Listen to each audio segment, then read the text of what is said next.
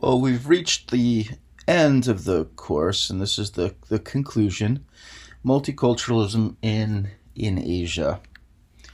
I thought a good way to sort of conclude is to kind of revisit the beginning of the course and what we had really set out to do. As we had mentioned, right, this is an Anthropology of Asia class. It is focused on anthropological approaches to the study of Asia. And there's kind of three things that we have been focused on. First, we have this focus on cultural diversity of people in the Asian region. If you recall back to the beginning of the quarter, one of our goals was really to disaggregate, to move beyond a kind of simplistic or homogenizing perspective on the people of Asia, and really get a much better sense of the diversity, right, of peoples and populations. One of the reasons that we have this is because this is part of your general education. We want to be global citizens. We want to have some basic understanding not only of our own community around us, our own nation state, but that of the broader world. We are enmeshed in political and economic relations with the countries of Asia. And so it is really incumbent on us to have some familiarity or understanding of Asian societies beyond sort of the distorted and oversimplistic kinds of ideas that sometimes circulate, right, in our society. We built this really on the notion that this approach to understanding human diversity hasn't been one that our own society really has pursued. So throughout its history, the United States has pursued an assimilatory policy towards various ethnic groups. This was sometimes referred to as, right, the melting pot kind of perspective on the United States. But that we have within the past 50 years, particularly since the 1960s and civil rights, we've really shifted towards a perspective and a sort of a policy, if you will, that recognizes and values all, right, of the human populations and human groups that make up the United States. We value the linguistic and cultural diversity of the people of the United States. And this is something new, and I think it is important as we think back now what we've done over the course of the quarter, that kind of background, that the issues around human diversity that we've been talking about are not unique to these societies in Asia. And we ourselves, right, have similar kinds of issues. We have a different history, and so we approach them differently. Even in our own society, right, we've approached these issues in different ways through time.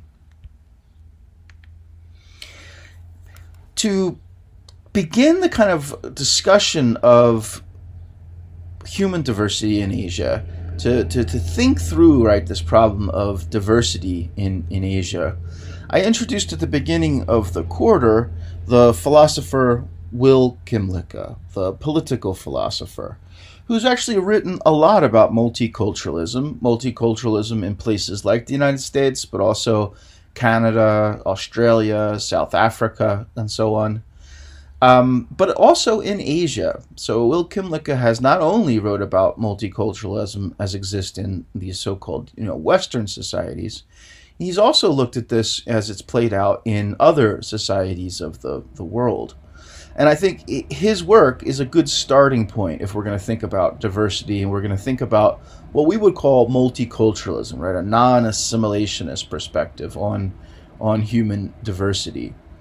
And for Kymlicka, what he's going to argue is that, well, when we say multiculturalism, when we say, okay, we're going to take a multicultural perspective on Asia, what we're really talking about is we're talking about the fact that both individuals, kind of basic liberal philosophy, right, individual rights, but also groups. When we're talking about a multicultural perspective, we're not just talking about individual rights, we're also talking about group rights in a society. Rights to liberty, equality, and justice that accrue both to individuals, but also to different kinds of cultural groups, ethnic groups, and so on. So when he says a multicultural perspective on societies in Asia, let's say, he's really talking about this philosophical, legal, and institutional framework to understand and empower minority peoples. And so this would not be something, right, that the United States has always had, and or Australia or Canada, and so on. And I think what Kimlicka does is set up a question, right?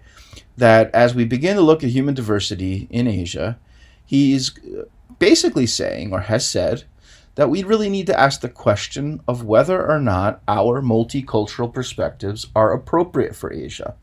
If we're going to look at Asia through this kind of complex lens of human diversity, we need to be mindful of our multicultural lens. We need to really pose it as a question rather than taking it for granted, whether or not the group rights to liberty, equality, and justice, that robust philosophical, legal, institutional framework, is applicable to societies in Asia. And as we said, the real issue is that, well, we're dealing with countries, regions with very different histories. The relationships both within different human populations, the relationships between one ethnic group and another are different, right, in these societies. Just like their history is different, the relationships between these ethnic groups are different too. And that just like we can make the argument that multiculturalism reflects a kind of philosophical framework of rights, let's say, individual and group rights, that the worldviews in Asia, the philosophies, if you will, are going to vary as well, and that these differences, historical, social, philosophical, do lead us to hypothesize from the beginning, without even looking at the ethnographies of the experiences of minority peoples, that it's likely not to be appropriate because of these differences. And so that's been something that I put out at the beginning to kind of guide us as we're thinking through human diversity in Asia.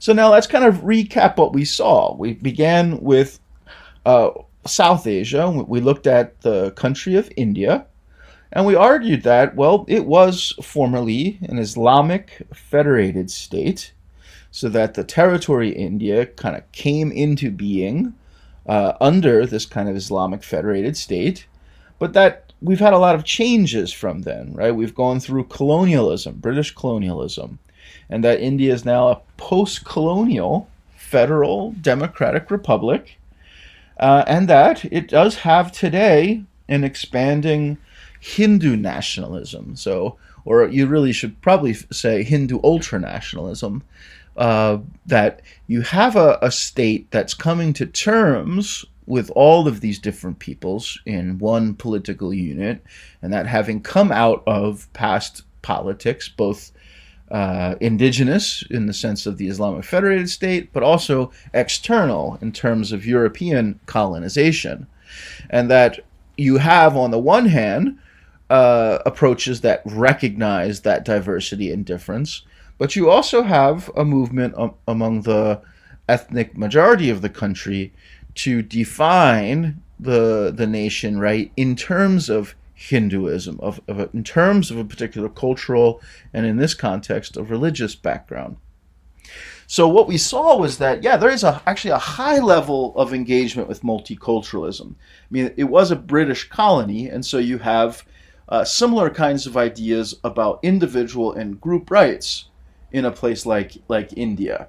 In fact, we did say that in many ways, India is more progressive than a country like the United States. So one of the things that we see is affirmative action for various kinds of minority groups that are seen to be marginalized or disempowered, right, in the framework of the nation state as a whole. So by all means, that's definitely a high level of engagement with multiculturalism. We actually looked at a province that is new and that was the result of a division of a province with a large ethnic majority in an attempt, right, to give greater representation and to give greater voice to the minority residents. So definitely we have a high level of engagement with multiculturalism. But if we think about multiculturalism and what we mean by that, now I'm not just talking about Kimlicka, although of course that was a starting point. Um, in some ways, multiculturalism, beyond the legal frameworks, it also does carry in our everyday discourse this idea of equity between groups and the kind of robust celebration, right, of human diversity and a kind of condition or a climate by which all ethnic groups can thrive together in the same society. And even though we have a high level engagement with multiculturalism, we have the legal framework, we have the philosophical framework, and so on. It's interesting when we turned our attention to the anthropological literature and the ethnography that scholars, Alpa Shah in the context of our class, they really did question the ways that these are leading to the kind of society where groups are empowered, minority groups are empowered, that minority groups feel equity and feel belonging, right, in the country, that the minority groups feel a connection with their state and that their state represents them. So in this sense, we have issues, right, of whether or not there is the degree of multiculturalism that we might have simply from a political philosophical perspective of the legal institutions and sort of philosophical background. We may have affirmative action, we may have really robust indigenous right movements and so on, but we also have very idealistic views on minority groups. We have structural issues whereby even in the post-colonial period, the ethnic majority of the country continues to dominate the political structures of the country. You have a great deal of corruption. And you have a situation, right, in which, for the case of the Munda, people don't necessarily identify with India. They don't see themselves as truly equal inside the country, having equal rights, having an equal voice, and so on. And so this presents a very difficult picture for us, in which we would have to, with Kimlicka, say that there is this question of whether or not we would characterize the diversity there as multicultural, in the sense that Kimlicka really does put out, that even though there is this legal framework, due to the differences of history and the differences of the ways that groups interact in this country, it's diverse, right? But it doesn't really fit what we think of as a multicultural country. Then we shifted to Southeast Asia and we began to look at the context of Thailand. And like India, the historical background by which the state of Thailand came into being is distinct. You had a decentralized protectorate in the past, but we have one really interesting context in which you don't have European colonialism within the context of this country. And you have the shift from that protectorate to sort of modern Thailand that leads to a constitutional monarchy. You have a king and queen, a Thai king and queen. And as a way of bringing this former protectorate into the modern world system, they've pursued a policy really of Thaification. That is, to hold this decentralized protectorate of different groups of people together. They've really used Thai culture and identity as a integrating kind of framework, much in the way that you would see in the context of India, of having a resurgent Hindu ultranationalism. That the problems of India today are the problems, right, of a diverse population with no national identity, nothing that holds all of the people together, this kind of ideology. And Thailand has pursued, unlike the context of India, where you have some group rights that are legislated within the context of law. You don't have that in India. And you do have a policy of Thaiification. You have a policy not of affirmative action, but of the state has a responsibility to make sure everyone speaks Thai language, everyone is familiar with the basic principles of Thai culture, that everyone respects the Thai king and queen and so on. And so, yes, that scholars have also, in the context of Thailand, questioned Thailand's commitment, right, to really representing its diverse population. That one of the easiest ways to see this is that there's an absence of real rigorous legal rights for minority groups. Now, we didn't look at the North, but there's been a lot of literature in the North among what we said was so-called hill tribes, a category that's used to understand minorities in Thailand. And one of the issues that you see in the North, pretty extensively in the literature, is you have quasi-citizens from the hill tribes that cannot get legal land tenure. So they've lived in an area for centuries of northern Thailand, but because they're a hill tribe, because they are not Thai, they have not been able to get things like passport or other forms of national identification. And without that, they have not been able to get legal recognition, right, of their land use, their land control, their land rights. And so this would be really a clear indication that because they're not ethnically Thai, they are treated sort of as a second-class citizen. And in the case that I'm using here, not citizen at all. They're denying that citizenship to them.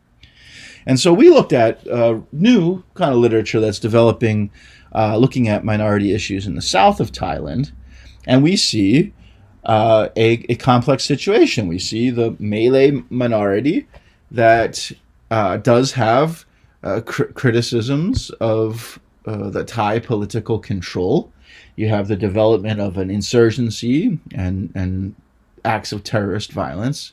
And the state attempts to deal with this, right, through counterinsurgency in a way that we would say is further limiting the rights and liberties of Malay people. They are treated like a second-class citizen, where you have the restrictions that are being applied to Malay, but not to the broader Thai population.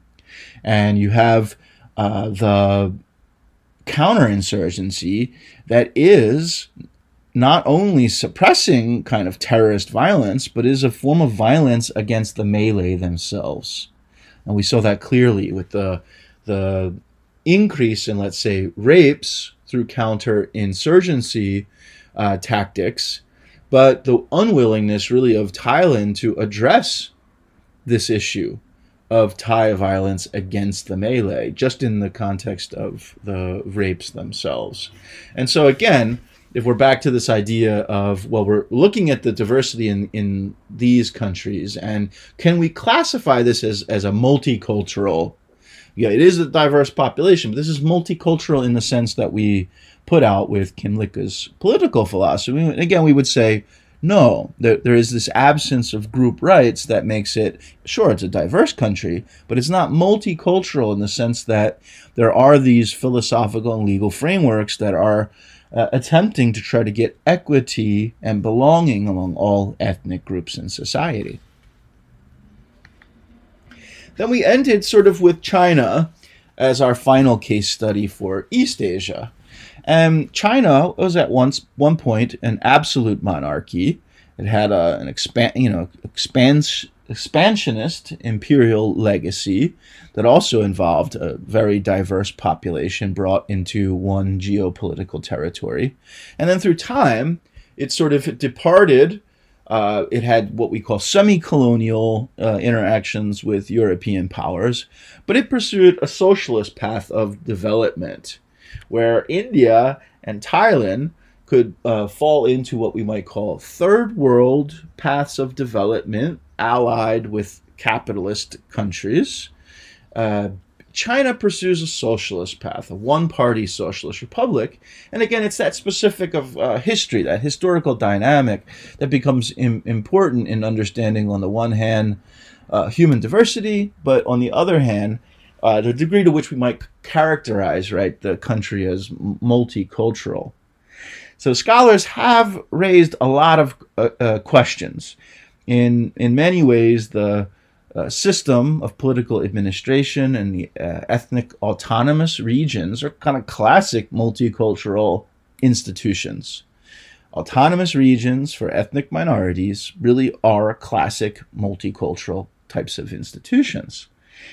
But, and I think this came out earlier in the context of India, right? Just having that legal framework is not adequate enough to say, okay, they're pursuing a multicultural path of development, because we see, despite those legal institutions, systematic discrimination and exclusion. So despite having ethnic autonomy, despite having a constitution and other legal framework to protect the rights of minorities, protect their rights to culture, to language, to religion, we have discrimination and exclusion on cultural, ethnic, and religious basis.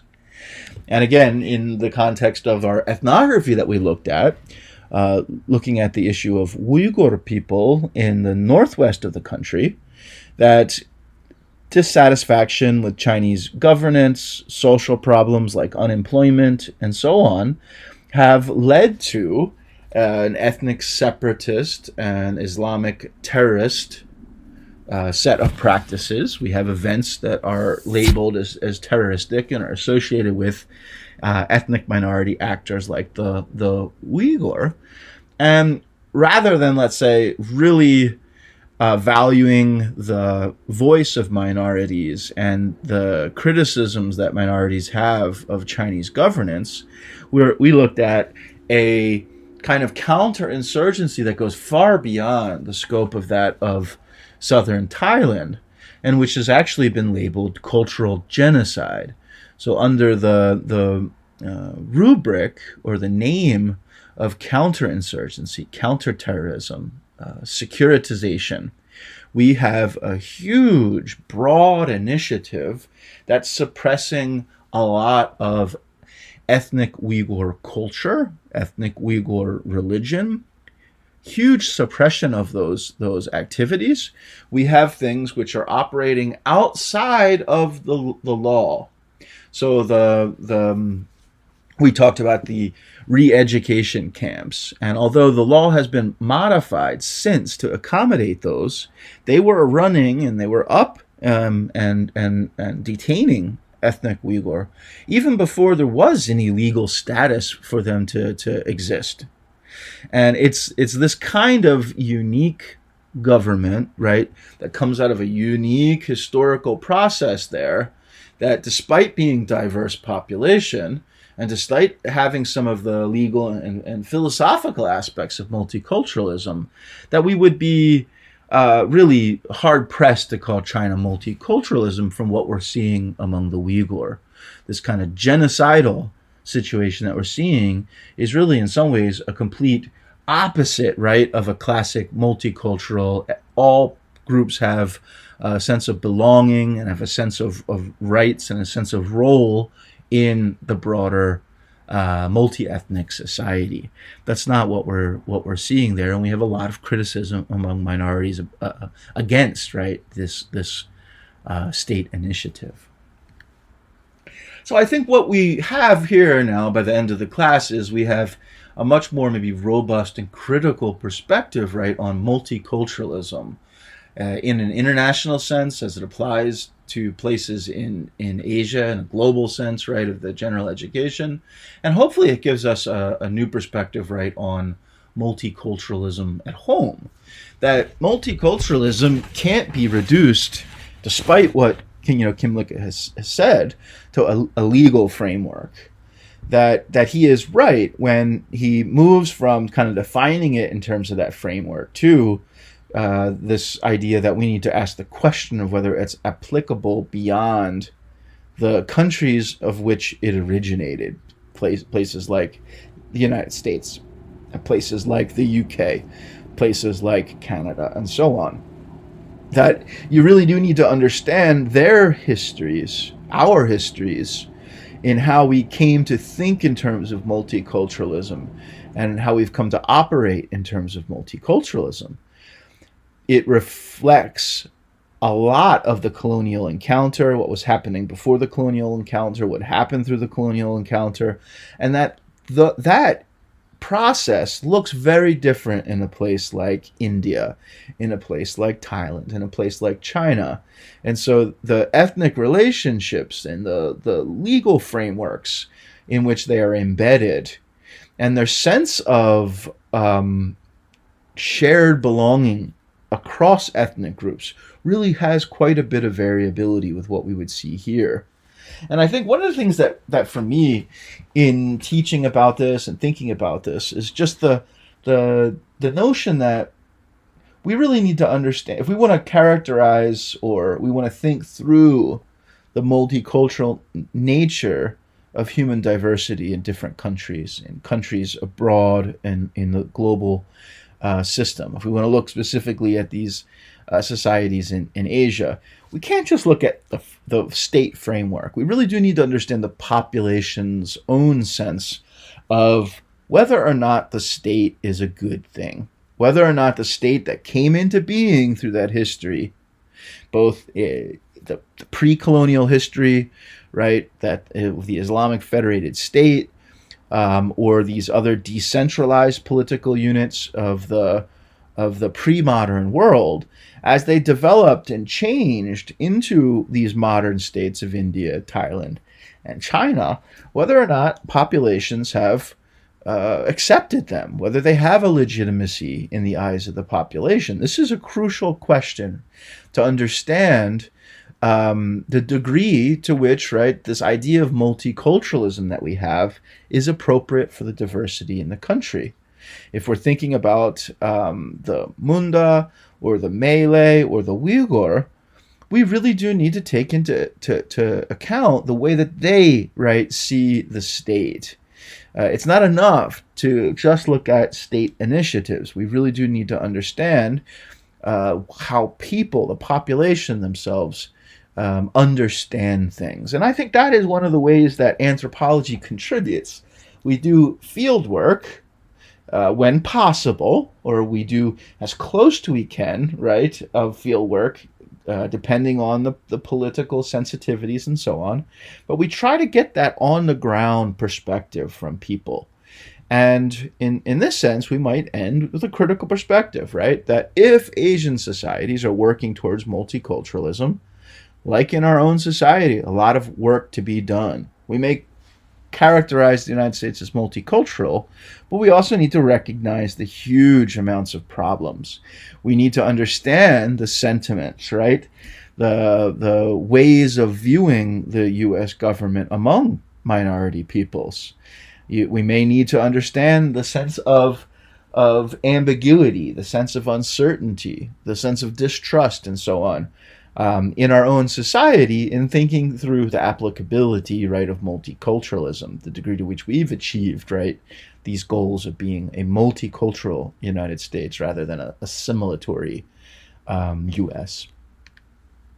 So to conclude, absolutely, human diversity, very, very profound in Asia, and very rich object of study. We could just focus on the diversity itself, but I've tried to bring an approach that doesn't just fetishize that, right? Just difference for difference's sake, but we've really tried to understand governance of diversity, how these different groups find a role, right, in their respective societies. And this does raise questions about the application of our Western ideas of multiculturalism. We see, as Kim Lycka kind of foreshadowed, unique histories, unique relationships between groups, and unique ideas about diversity that the Western observer, the global observer, if you will, needs to take into account if they live, work, interact, right, with those societies.